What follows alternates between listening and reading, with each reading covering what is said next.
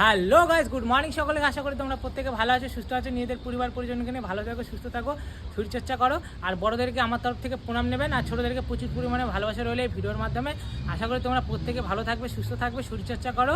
আর 2 থেকে 3 দিন হয়ে গেল ঠিকভাবে তোমাদের সামনে আমি ভিডিও তুলে ধরতে পারছি না, কারণ একটু শরীরে অসুস্থ হয়ে যায়।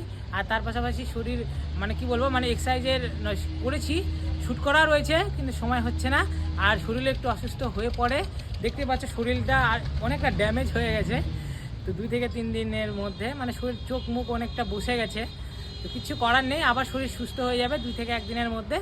আর খাওয়া দাওয়ার একটু টাইম টু টাইম খাওয়া দাওয়া হয়নি, এর কারণে একটু শরীর অসুস্থ হয়ে পড়ে।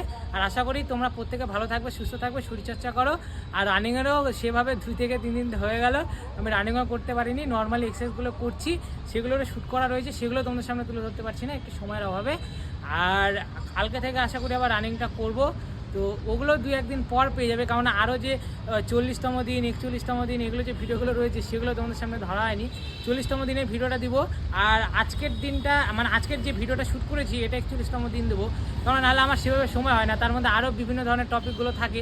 আবার 6 তারিখে আবার রামনবমী উপলক্ষে র্যালিও রয়েছে, তো সেই সময় যাব, গিয়ে আবার তারও ভিডিও করে তোমাদের সাথে শেয়ার করব। কি বলবো, শরীর অসুস্থ হয়ে যাওয়ার কারণে না একটু সব কিছু উলট পালট হয়ে গেছে। সব কিছু ঠিকঠাক হয়ে যাবে, একটু সময়ের অপেক্ষা, কিছুটা সময় দাও, সব কিছু আবার আগের পর্যায়ে চলে আসবে। তো বাই, তোমাদের সাথে দেখা হচ্ছে নেক্সট ভিডিওতে। বাই, সকালে ভালো থেকো আর এক্সারসাইজ করো।